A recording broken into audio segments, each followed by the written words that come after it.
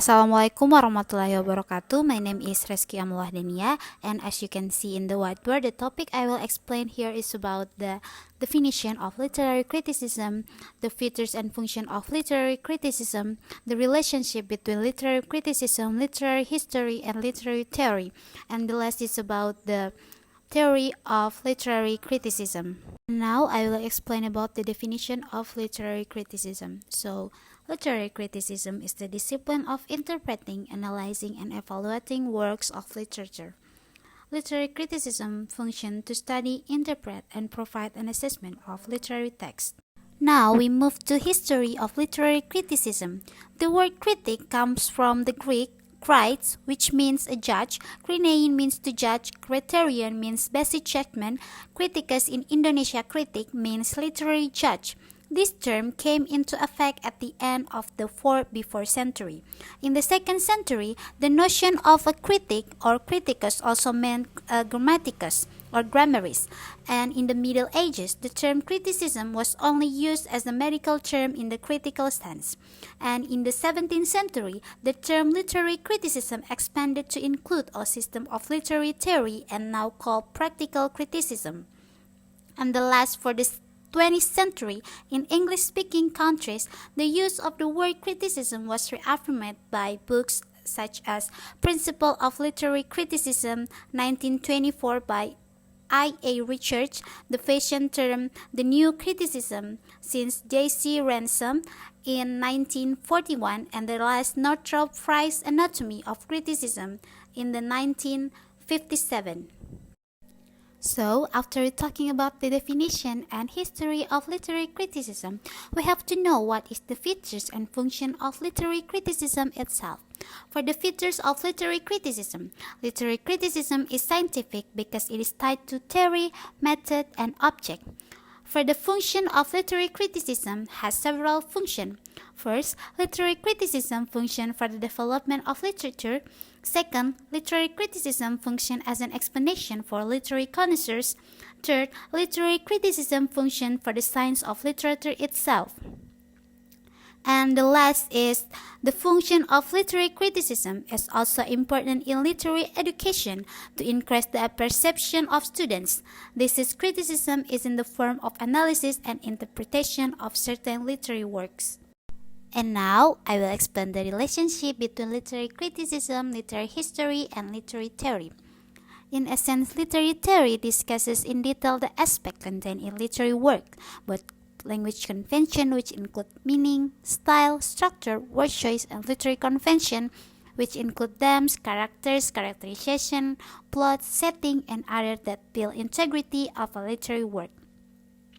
On the other hand, literary criticism is a literary science that examines, reviews, gives consideration, and provides an assessment of the strength and weakness or shortcomings of literary works. The target of the work of literary critics are literary writers and the readers of literary work at the same time. To give consideration to literary works, literary critics work in accordance with language convention and literary convention that surround literary works. Likewise, there is a relationship between literary theory and literary history. History of literature is part of the science of literature. We study the development of literature from time to time, period to period, as a part of an understanding of the nation culture. The development of the literary history of a nation, an area, a culture, is obtained from the research of literary works produced by literary researchers that show the difference or similarities of literary works in certain periods. Overall, in the study of literary works, there is a relationship between literary theory, literary history, and literary criticism. Last but not least, I will explain about the literary criticism theory. So, for the literary criticism theory is divided into 4 types. First, mimetic criticism is a criticism that views literary work as a reflection of the reality of human life. Second, expressive criticism. In literary criticism, which views literary works as an expression and outpouring of feelings or the author's imagination. Third, objective criticism views the literary work should not be associated with things outside the literary work or extrinsic element of literary work. It must be seen as a complete and autonomous text, exempt from the background things such as the author, reality, and the reader. This criticism emphasizes the intrinsic elements. And the last, pragmatic criticism, views literary work as something that is built to achieve certain effect on listeners and readers, whether in the form of fun, aesthetic, educational, or other effect.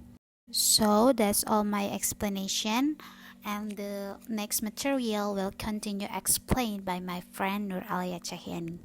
My name is Noelle Cahyani, and now I will continue the explanation from my friend before, and now I will explain about approach and stage of literary criticism. Literary criticism.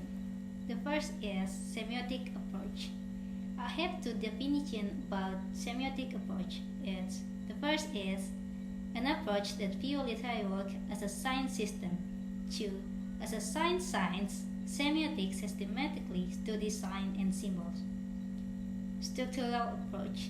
This approach understands literary work in close reading, or reading literary work in close manner without looking at the author, reality, and the reader. 3. Sociological approach.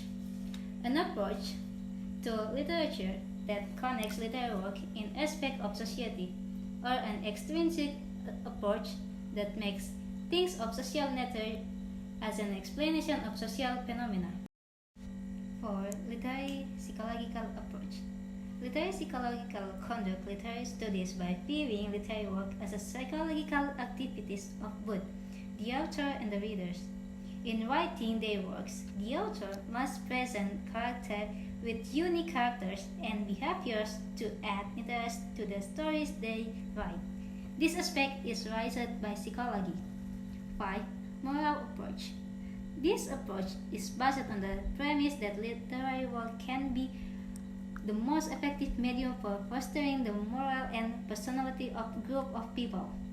Moral, a norm, ethics concept of life that is upheld by most people. 6. Feminism approach. An approach that is based on feminist view that wants justice in viewing the existence of women.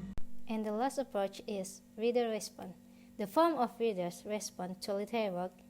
Active response in the form of comments, criticism, review, or review of literary works.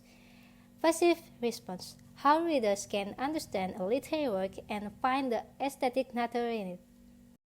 After we know the approach to literary criticism, now is the stage of literary criticism. The three stages of literary criticism are: first, interpretation is an explanation of literary works. Interpreting literary work means capturing the meaning of literary work, not only according to what is, but also explaining what is implied by expressing one's own opinion. 2. Analysis is a critical stage that has outlined the data. At his stage, the critic is already looking for meaning and comparing it with other literary work, with history, or with what is in society. And the last, evaluation, is the final stage of literary criticism. As an evaluation can be done through price, such as quality, good, bad, interesting, and unique. So, literary criticism research perfection after an evaluation of assessment is held. I think that's all from me. Thank you.